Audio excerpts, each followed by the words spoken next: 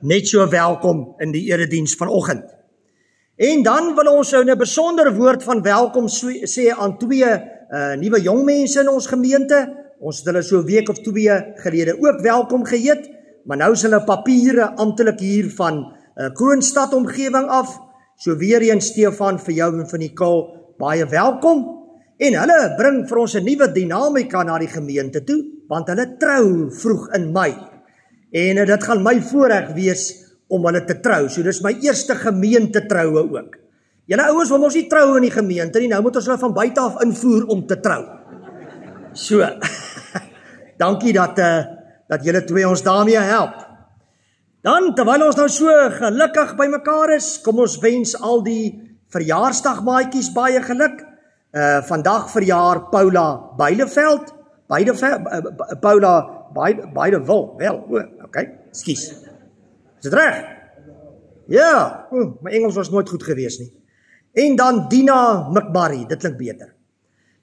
Die 10de verjaar Brittany Visser, die 11de Kirsty Hanekom en die Stel Thompson, die 12de Rian Forster, die 13de Hannelie Heinz, die 14de Ilse Botma, Kobus Cronje en Cindy Visser en Tannie Johanna Ludik.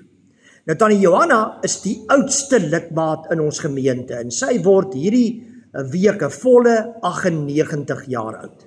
So dit is daarom histories. Ja, kom ons klap vir haar hande. En saam met hulle verjaar in hierdie week die 15de Annemarie Norkie. Kom ons klap sommer nou vir almal van hulle hande. En die lekker goed sal nou deurgeneem word vir die verjaarsdagmaatjies en hulle geliefdes, as hulle hier is.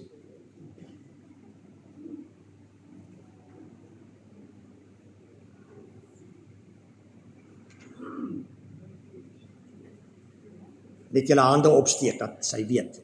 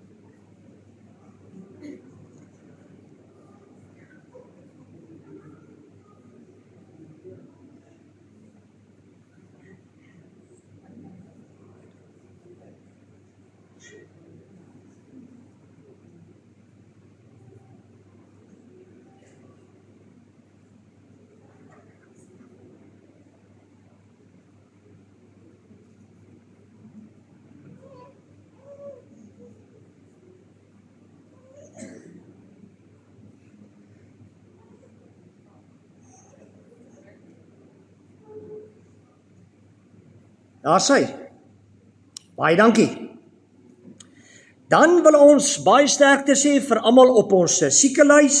Elise Kutsie het die afgelope week 'n operasie ondergaan. Sy is besig om aan te sterk by die huis. Alicia Kokemoer, kom ons hou haar asseblief in ons gebede, ook met haar gesondheid. Sowel as Ben Gibbons, hy is ook nog by die huis in 'n ernstige toestand. En dan dink ons ook aan Noreen Kritzinger. Sy gaan hierdie week in vir 'n operasie en saam met haar het ek gisteraand gehoor, gaan Dirk Marits ook hierdie week in vir 'n operasie. So kom ons hou hulle almal in ons gebede.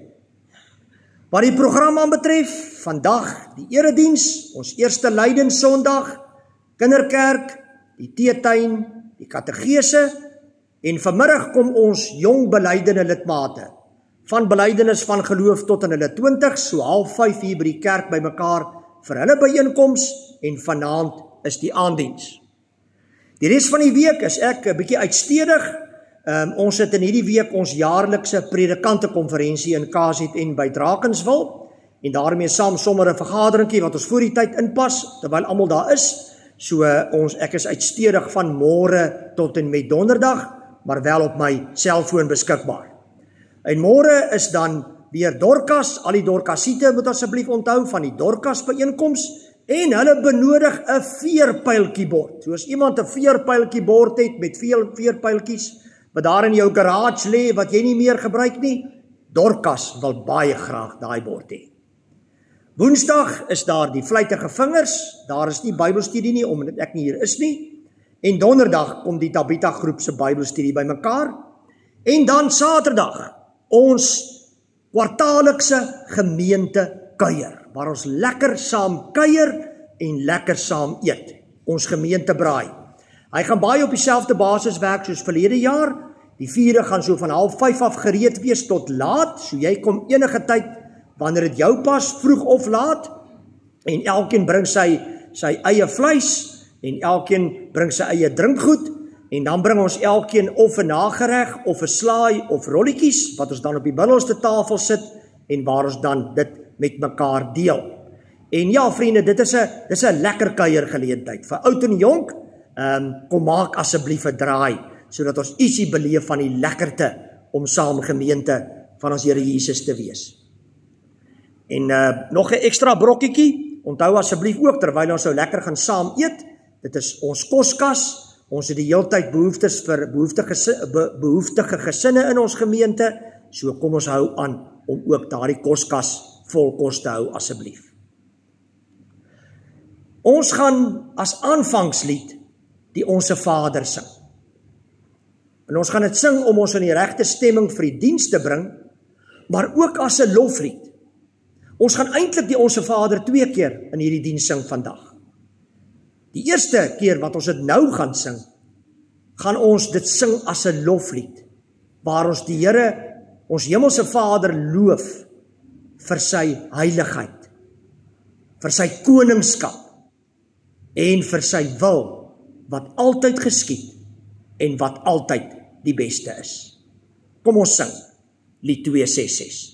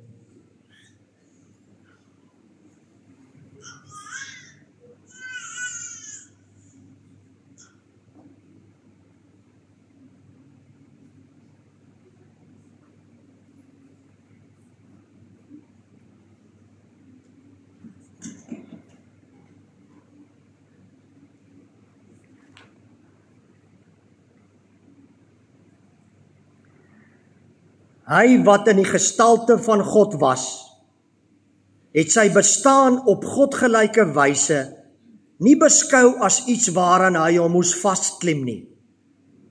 Maar hy het homself verneder deur die gestalte van 'n slaaf aan te neem en aan mense gelyk te word. En toe hy as mens verskyn het, het hy homself verder verneder. Hy was gehoorsaam tot in die dood, ja, die dood aan die kruis. Amen. Broers en susters, jong vriende, ons Here Jesus Christus, wat bereid was om so ver vir elkeen van ons te gaan.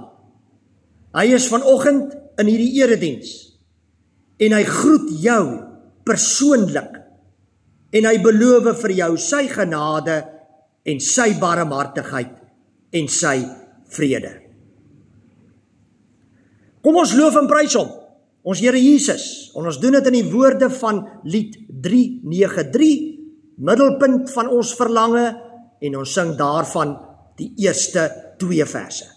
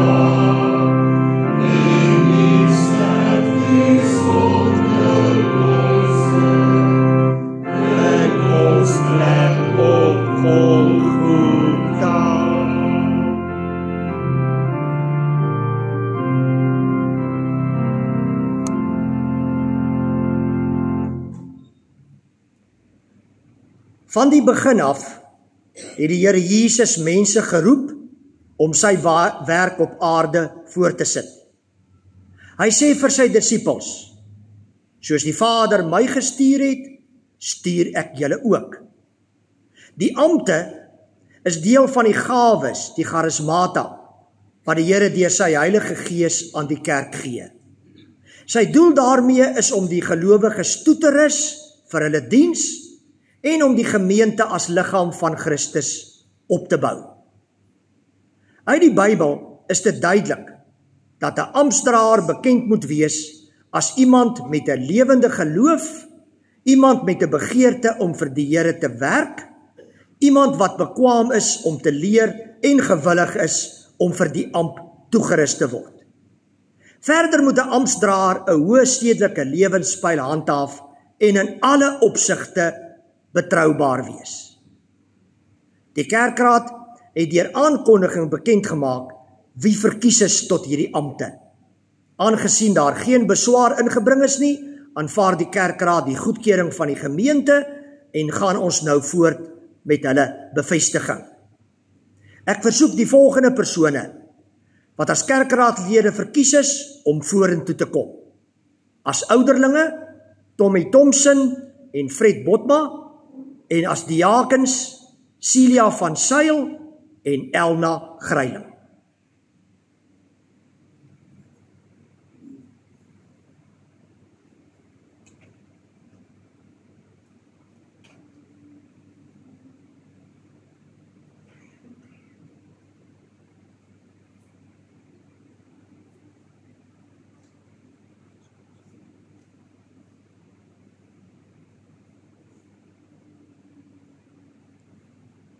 Daar sy.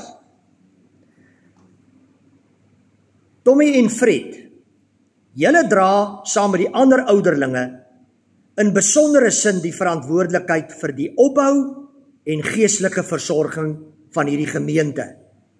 Julle moet toesien dat alle gemeentelede hulle in belydenis en lewenswandel gedra soos lewende lidmate van die kerk van Jesus Christus. Volgens die voorbeeld van Christus moet julle herderlike taak dienend uitvoer. Deur voorbidding, huisbesoek en siekebesoek moet julle die lidmate bystaan, vertroos en in hulle geloof versterk en bemoedig. Julle moet veral ook verantwoordelikheid neem vir die dooplidmate, sodat hulle gelei en geleer word om die Here te ken en te dien. Die onordelikes en die onverskilliges moet julle in liefde vermaan. Teen die wat in sonde volhard, moet julle optree met die kerklike tug sodat hulle tot bekering kan kom. 'n Ouderling is immers 'n bestuurder van die huishouding van God. Gee ook ag op mekaar en op die leer en lewe van die bedienaar van die woord. Waak saam met die leraar oor die erediens en sorg vir die instandhouding daarvan. Werk met ywer en oorgawe mee aan die uitbreiding van die koninkryk van God.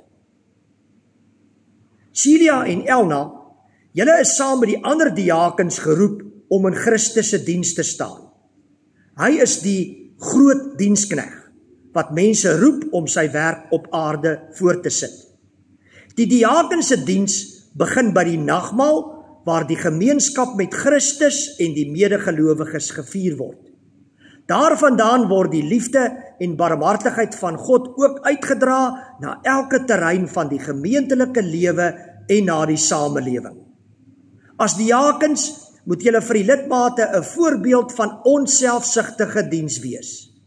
Julle moet die materiële en geestelike nood van mense fyn aanvoel en daadwerklik help. Verlig ook die omstandighede wat tot die nood aanleiding gee. Waar hulp verleen word, moet die evangelie ook gebring word. Inspireer die lidmate en rus hulle toe om mekaar se laste te dra. Versorg in die eerste plek die medegelowige, maar ook alle ander mense wat in nood verkeer. Dit is ook julle taak om te help by die insameling van die dankoffers. Julle is mede verantwoordelik daarvoor om die gawes wat gegee word met wysheid, as ook in die regte gesindheid van Christelike liefde te bestee. Antwoord nou asseblief opreg op die volgende vraag, sodat elkeen kan hoor dat julle 4 bereid is om hierdie diens te aanvaar. Ten eerste, is jy daarvan oortuig dat God self jou deur sy gemeente tot hierdie besondere diens geroep het? Ten tweede, aanvaar jy die Ou en die Nuwe Testament as die enigste onfeilbare woord van God en as die volkome leer van die verlossing en verwerp jy alle leringe wat daarmee in stryd is? Ten derde, beloof jy om jou ampt, soos dit aan jou voorgehou is, volgens hierdie leer getrou te vervul? En ten vierde, aanvaar jy dat jou medegelowiges die verantwoordelikheid het om jou te help om op die regte pad te bly? Wat is jou antwoord hierop, Tommy? Fred? Ja. Celia? Elna? Hulle het al 4 helder en duidelik ja gesê. En daarom kan ek nou ook die res van hierdie formulier vir julle lees. Wees getrou in julle dienswerk. Wees goeie voorgangers vir julle gemeente. En gemeente, ontvang hierdie kerkraadslede as gestuurdes van die Here en bid vir hulle. Werk met hulle saam, want die werk wat aan hulle opgedra is, bly steeds ook julle taak. Wees gewillig en blymoedig in die uitleef van julle verantwoordelikhede. Stel julleself beskikbaar om toegerus te word tot profete, priesters en konings in diens van Christus. Broers en susters, dis wonderlik dat hierdie 4 lidmate vanoggend bevestig word. Want dit beteken ons kerkraad is nou voltallig. En dit beteken verder dat ons al die wyke, soos wat ek al voorheen vir julle genoem het, waarin ons die gemeente besig is om in te deel, nou volledig in werking kan stel. So julle sal nou binnekort gekontak word deur julle kerkraadslid in julle wijk en welkom geheet word in julle wijk. En daarvandaan vat ons dit verder, want ons het mooi groot planne onder leiding van die Heilige Gees, ook vir elke wijk in hierdie gemeente. Kom ons buig die hoofde en dan dra ons hulle vuur aan die Here op. Here God, ons aanbid U in dankbaarheid. U is die een wat U kerk deur al die eeue bewaar, versorg en laat groei. Ons dank U dat U ook nou weer manne en vroue afgesonder het om op 'n besondere wyse in U gemeente te dien. Ons bid dat U hulle elke dag sal inspireer en sal toerus vir hulle taak. Help ons almal om U stem te hoor, gehoorsaam aan U te wees en dankbaar saam te werk aan die opbou van U gemeente. Mag alles wees tot eer en verheerliking van U naam. In Jesus se naam, amen.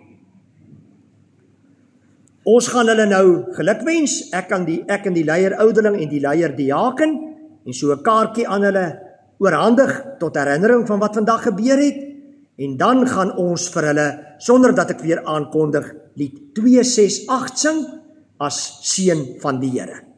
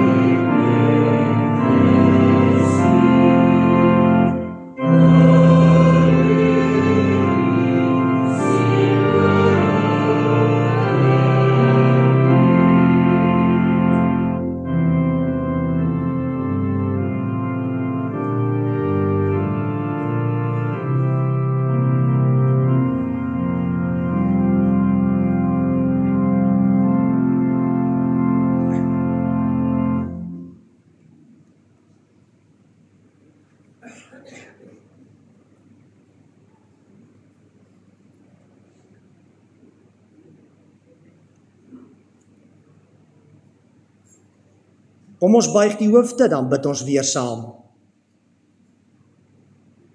Hemelvader, baie dankie dat ons nou kon bid vir die nuwe broers en susters wat U tot die kerkraadspan toegevoeg het. Saam met hulle, Hemelvader, wil ons ook baie graag bid vir al ons kinders en vir al ons ouers wat in hierdie tyd besig is met hulle toetsreekse. U weet, dit is 'n moeilike tyd, ook baie keer in gesinne, en daarom bid ons vir geduld en vir deursettingsvermoë wat net U deur U Heilige Gees kan gee. Ons bid ook so vanoggend vir elkeen op ons verjaarsdaglys. Dankie Here dat U self al hulle vreugdes en hulle smarte ken. Ons bid ook vir elkeen op ons voorbiddingslys.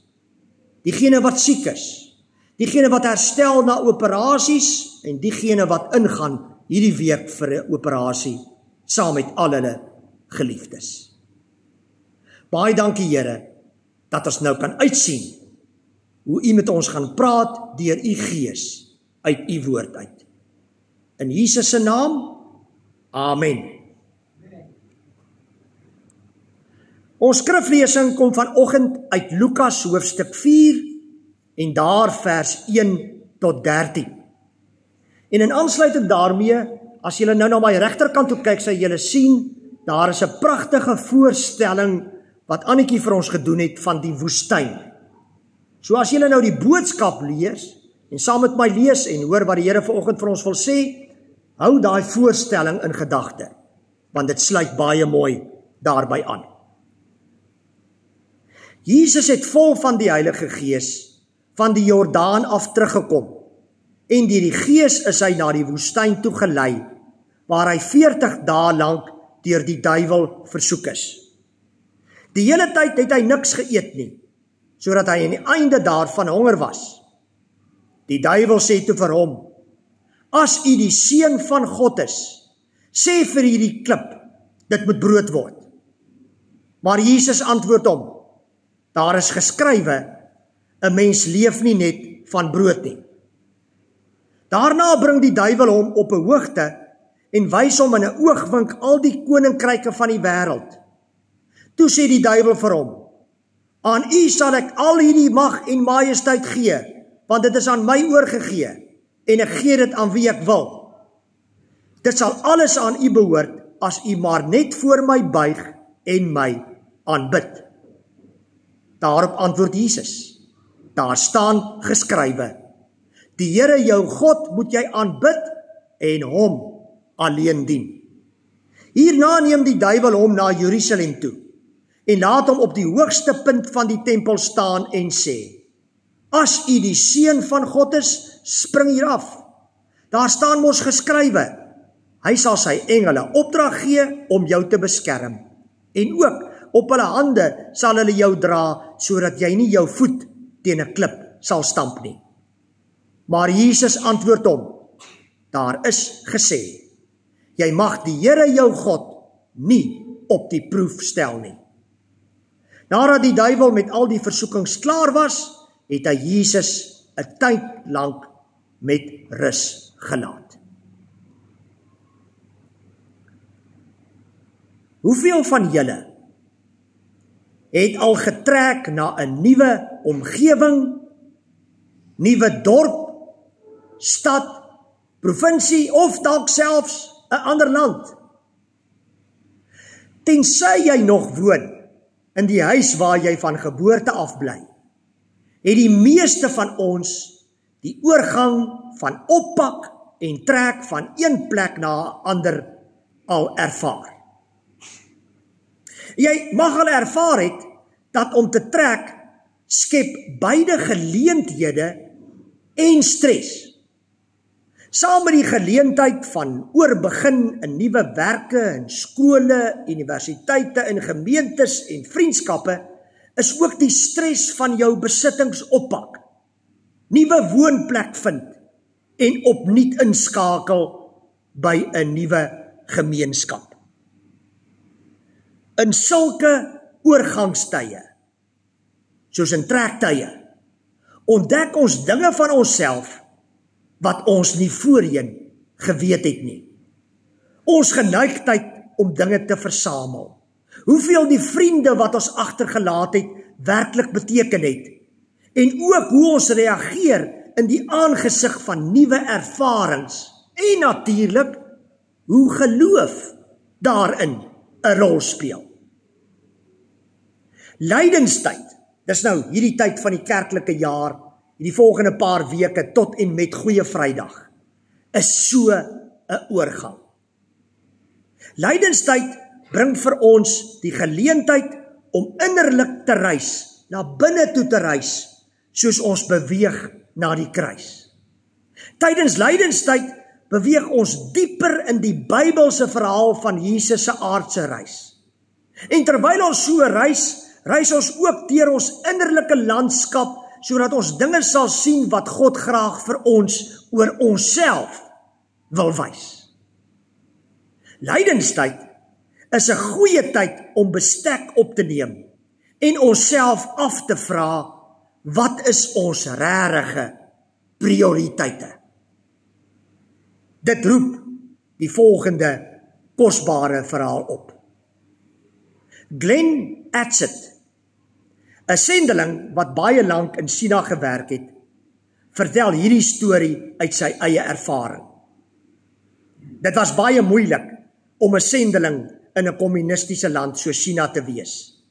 En hy was maar gedurig in die moeilikheid by die owerhede. Hy en sy huismense was vir lang tye in huisarrest.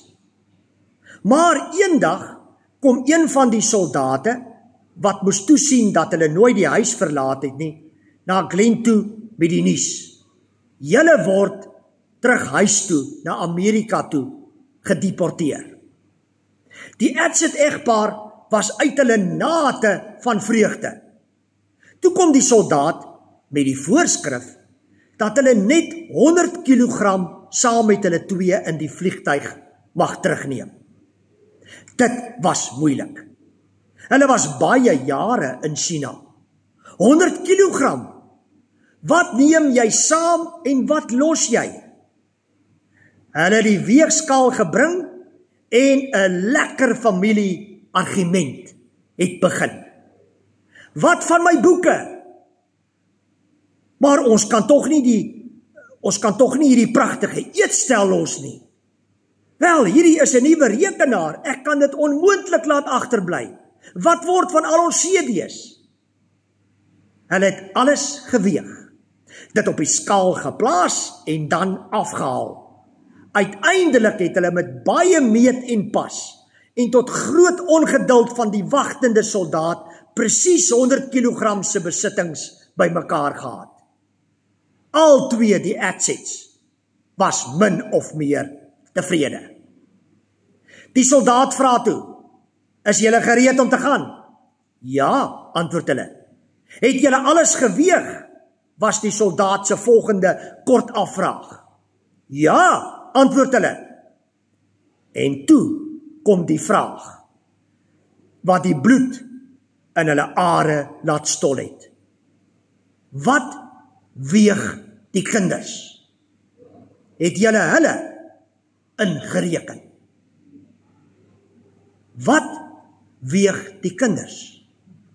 Binne 'n oogwink het die relatiewe waarde van boeke, rekenaars, CD's, alle stoffelike besittings vir hulle glashelder geword. En veral, wat of eerder wie vir hulle die belangrikste is. Dit is waarmee hierdie verhaal in Lukas 4 oor Jesus se reis in die woestyn ons mee konfronteer. Wat of eerder wie is vir ons die belangrikste? Is God regtig vir ons nommer 1? Nadat Jesus gedoop is, het hy onmiddellik in die woestyn ingetrek, waar hy vir 40 dae gevas het en deur die duiwel versoek is. Soos Jessica LaGrone dit verhelderend stel, this move into some of the most physically and spiritually demanding experiences humans can go through showed that God in Jesus wasn't here for the tourist's view of earth, one where he would casually drive by our struggles and gaze out the tinted windows of his air-conditioned limo. No, Jesus actually walked through the toughest struggles you and I face. Jesus se 40 dae trek in die woestyn kan natuurlik deurgetrek word na die Israeliete wat 40 jaar in die woestyn rondgetrek het. In daardie 40 moeilike jare het hulle soos Tom Wright in sy Lukas kommentaar dit skerp stel, grumbled for bread, flirted disastrously with adultery, and put God continually to the test. Jesus het presies dieselfde versoekinge in die woestyn in die gesig gestaar. Maar in plaas daarvan om sy aptyt en begeertes oor hom te laat heers, het hy op sy Vader geleun en gereageer met God se woord. Onmiddellik en beslissend. Dit het Satan die handdoek laat ingooi. Ons dink gewoonlik aan versoekings as iets verkeerds wat Satan ons probeer laat doen. Dit is ons persepsie van versoekings. Dit laat dink 'n mens aan die prettige storie oor 'n dominee en sy vrou wat lank terug regtig met net die noodsaaklike oor die weg gekom het. Uitspattighede was nie deel van hulle leefstyl nie. Eendag kom die dominee by die huis aan en sy vrou staan daar met die allermooiste rok aan. Hy wil dadelik by haar weet, waar kry jy daardie rok? Ek het dit vandag gekoop, antwoord sy. Hoeveel het dit gekos? Met die noem van die bedrag baar sy uit. Wat? Ons kan dit nie bekostig nie. Ons het nie daardie tipe geld nie. Die vrou kyk af en sê saggies, ek weet, die duiwel het gemaak dat ek dit doen. As dit gebeur, behoort jy mos vir die duiwel te sê, wyk Satan, gaan staan agter my. Ek het sy geantwoord. Toe antwoord hy van hier agteraf, dat die rok van agteraf ook baie mooi lyk. Die diepste versoeking is nie om iets verkeerds te doen nie, maar eerder om nie te wees wie ons geroep is om te wees nie, naamlik God se geliefde kind. Die duiwel is nie besig om Jesus te versoek om iemand se beursie te steel, of om met sy belasting te verneek, of om 'n twis met sy buurman te begin, of een of ander onheilige begeerte te vertroetel nie. Dit is baie dieper as dit. Die duiwel versoek Jesus om sy doop te ignoreer, om te ontken wie hy is, om te vergeet dat hy die kind van sy hemelse Vader is, en sy sending op ys te plaas. Dit is betekenisvol dat die versoeking van Jesus onmiddellik na sy doop kom. Dit is nogal wat die duiwel doen met versoekings. Dikwels bring hy versoekings op ons pad direk na ons 'n wonderlike, veranderende, diepgaande geestelike ervaring en hoogtepunt gehad het. Hierdie doop van Jesus is waar die hemele oopgegaan het en 'n stem, die stem van die Vader gesê het, dit is my geliefde seun oor wie ek my verheug. Dit is wie Jesus is. Dit is sy storie en die duiwel versoek hom nou om hierdie storie te ignoreer. Die 3 versoekings, klippe in brood, spring van die tempel af en aanbid die versoeker, is nie verleidelike aanbiedinge om iets slegs of verkeerd te doen nie, maar hulle is ten diepste uitnodigings om iemand anders te wees, om 'n ander soort lewe te lewe, as dit van die geliefde seun van God. Omdat ons, as Jesus volgelinge, ook geroep word om ons identiteit as geliefde kinders van God uit te leef, sal versoekings ook aan ons deur kom klop. Die soort versoeking waar ons versoek word om die draaiboek te verander, versoek word om 'n ander storie uit te lewe, versoek word om iemand anders te wees as waartoe ons geroep is. Om aan versoekings in te gee, is veel groter as om een of ander oortreding te begaan. Om in te gee aan versoekings is om eintlik te sê, ek is op hierdie oomblik, ten minste vir hierdie tydjie, nie 'n kind van God nie, 'n volgeling van Jesus nie.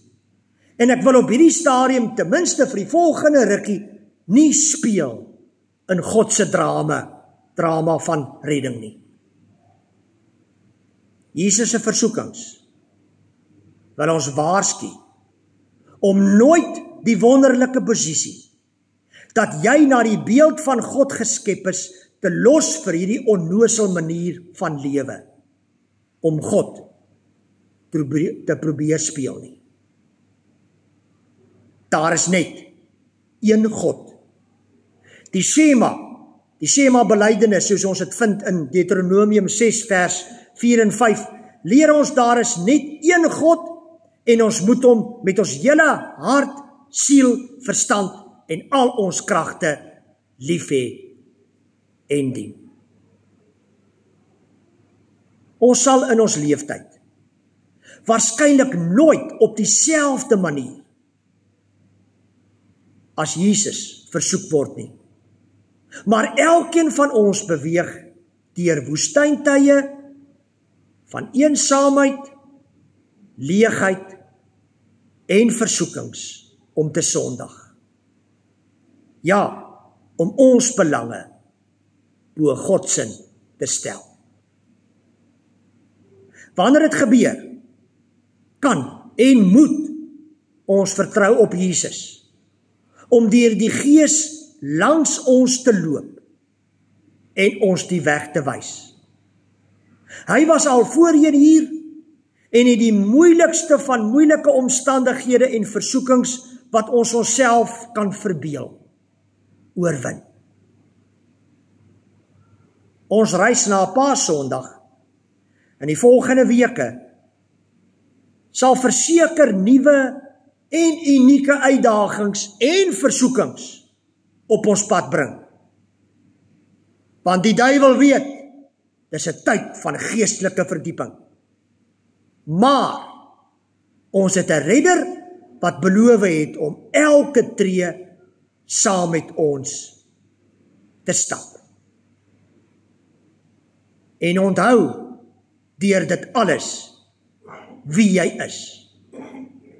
God se geliefde kind.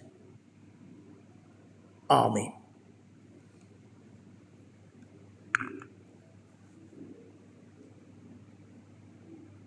Hemelvader,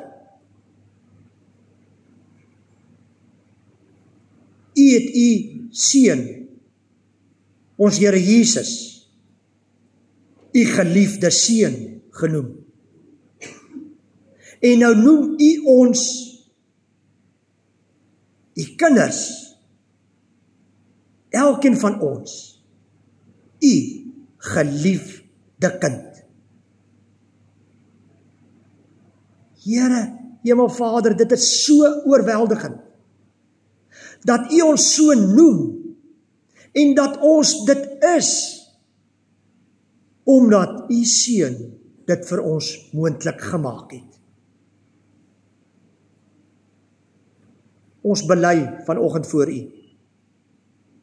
dat wanneer ons toegee aan versoekings, ons nie leef soos U geliefde kind nie. Dat ons U eintlik verraai, ten minste vir daardie paar minute of oomblikke in ons lewens wegstoot. Ag Here, vergewe ons asseblief. Ons wil dit nie doen nie, ons wil nie so wees nie. Help ons asseblief teen hierdie versoekings. Vul ons lewens en ons harte so deur U Gees, dat daar nie 'n stukkie plek sal wees vir die duiwel en sy invloede en versoekings in ons lewe nie. Ons weet, U wil veral in hierdie paar weke wat voorlê, en dit is ons verwagting van U, op pad na Goeie Vrydag en Opstanding Sondag in hierdie lydenstyd, groot dinge in ons elkeen se lewens doen deur die Gees. Maar Here, U weet ook, dit stel ons so bloot, want die vyand hou nie daarvan nie, en hy gaan vir ons looi. Maar dankie, dat U by ons, en in ons is, en dat U nie gaan toelaat dat hierdie negatiewe invloede ons oorneem nie, en dat U met en in elkeen van ons in hierdie lydenstyd en paastyd gaan bereik dit wat U wil. Ons loof en prys U alreeds daarvoor. In Jesus se naam. Amen. Kom ons dien die Here met ons liefdegawes.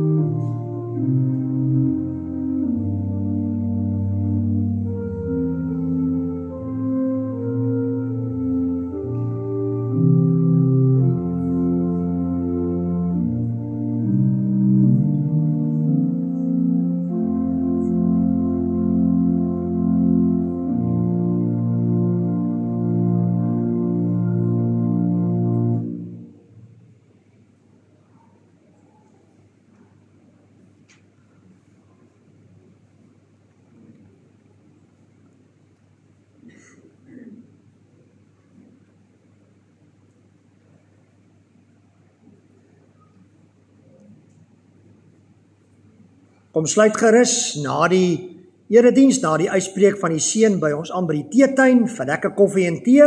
Die water is gekook, so die beerdkrag gaan ons nie beïnvloed nie. En as jy terug by jou huis kom, is die water koud vir die volgende 2 ure. So mag dit 'n goeie motivering wees om lekker hier saam te kuier. Ons gaan afsluit deur weer lied 266 saam te sing. Die Onse Vader. Hierdie keer waar ons die eerste keer veral gelet het om die Here daardeur te loof en te prys, gaan ons hierdie keer daarop let waar ons hom vra om ons daaglikse brood te vergewe, om ons daaglikse brood te gee, nie te vergewe nie, behalwe as dit nie lekker is nie. Ons daaglikse brood te gee, ons sondes te vergewe en veral waar ons bid, laat ons nie in versoeking kom nie, maar verlos ons van die bose. Kom ons sing lied 266. Amen.